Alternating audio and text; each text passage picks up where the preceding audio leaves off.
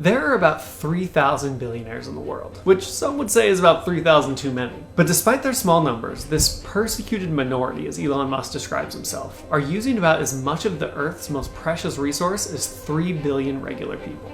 It would take about 1,500 years for those of us in the 99% to emit as much carbon as the world's richest billionaires do in a single year. A 2-hour flight on one of these planes will be responsible for the same level of air pollution created by an average person over an entire year of their life. Because there are so many crises with immediate consequences happening right now, it's easy to put the climate crisis on the back burner. But that doesn't mean it's going away.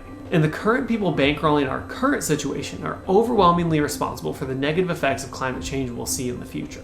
Private jet use is a prime example. The amount of carbon emissions in the 1%'s private jets put out has long been the subject of scrutiny, but it hasn't stopped them from taking to the skies. In fact, jet sales are up this year by 3%. But while people haven't been able to slow down billionaires racking up air miles, there have been effective actions taken to stop them from using their latest climate-destroying toy, artificial intelligence. The human brain is incredibly efficient. It only uses about 20 watts of energy per day, or about as much as a light bulb. To create that level of intelligence artificially, on the other hand, takes an immense amount of energy. ChatGPT uses up over 5 billion watts every day to process the data it consumes, or enough to power 180,000 households. Now multiply that by all the large language model variants I use, and all the other things AI is being integrated to, and you can see why tech companies are scrambling to build data centers as fast as they can, so they can process everything their version of AI is ingesting. And those data centers come at a major cost. Google's planet-warming emissions rose by 13% last year and have jumped nearly 50% since 2019.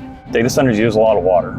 They use it to keep their servers cool. They concentrate the contaminants in the water pretty substantially. It says right here on the front, you use 5.4% less electricity, but it's $75 more than the exact same time period last year. The combination of long-term climate impact and short-term utility costs has spurred people into action to stop the spread of data centers. People are showing up in mass at city council meetings, calling their representatives, and holding protests at proposed data center sites all across the country to stop them from being built. And it's working. At face value, local leaders thought data centers were a great idea. Brings in a tech element to their region, new jobs, new development. So they've been offering huge tax incentives to give billionaires a discount to build them. But once all these negative effects came into focus, people got tired of these billionaire pet projects in their backyard. This year alone, local activists have stopped 20 proposed data centers, representing about $100 billion worth of development tech companies are willing to shell out to get their tax discounted data centers.